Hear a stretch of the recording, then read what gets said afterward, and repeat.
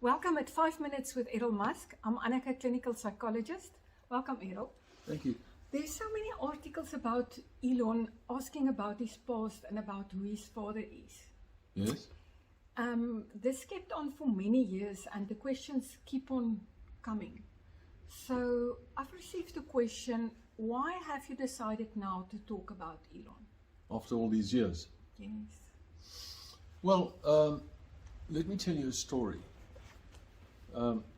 First, there was this German boy born into a fine family, and he grew up to be a young teenager, and everything about him was wonderful.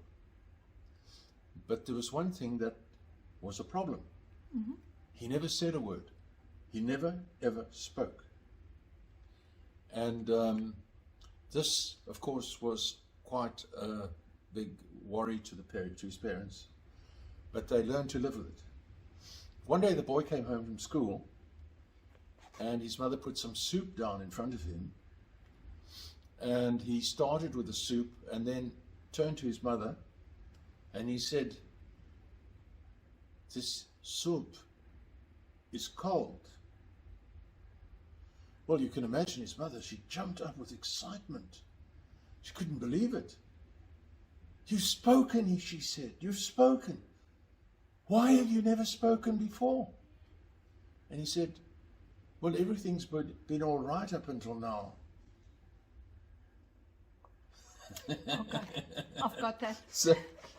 So I suppose that applies to this question about Elon. Why have I never been saying anything, and why are all these is all the misinformation on the internet and so on? And I would say most of it hasn't bothered me. Things have been all right up to now, so I'm not particularly concerned. I listen to the criticism. I read about May raising the children. All not quite right, not quite true. As Elon said in one article, somewhat lacking in accuracy. But since January of this year, Elon has started to enter the realm of politics. Now, he has not entered the realm of politics at all since he started working in America. In fact, quite the opposite. He's been very quiet on that issue. But since January this year, somewhat towards the end of January, he started making political comments.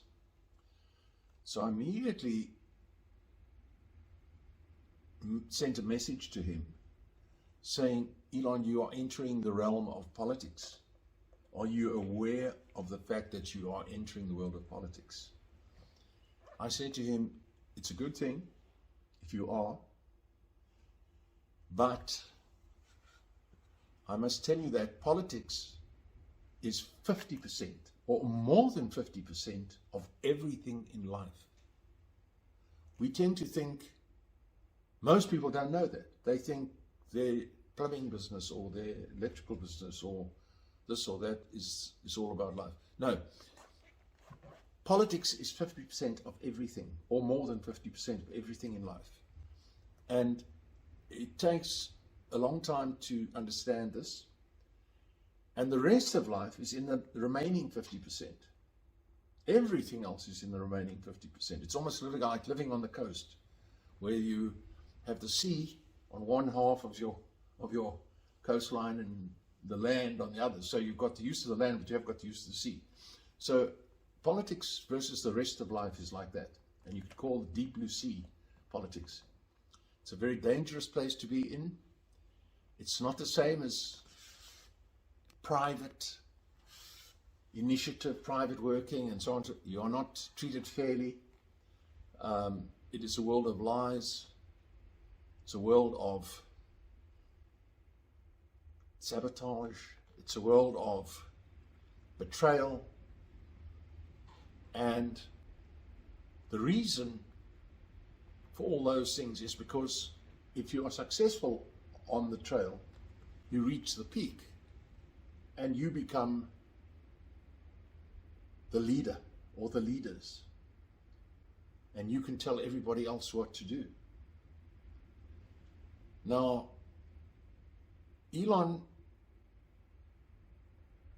at that point was not making very much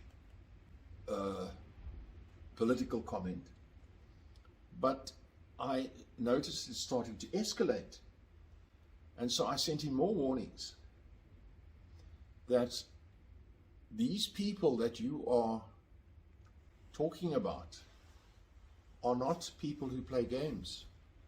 This is not about one CEO admitting another CEO did better with his company. And you better make sure, I said to him, that you have very, very good security. In fact, you must check who checks your security. And not only that, you must check who checks the people who checks your security. Because once you start heading into this, you need very, very good security. And I did get responses to the effect that his security is very good. Thank heavens. And I subsequently saw him talking about getting into Twitter.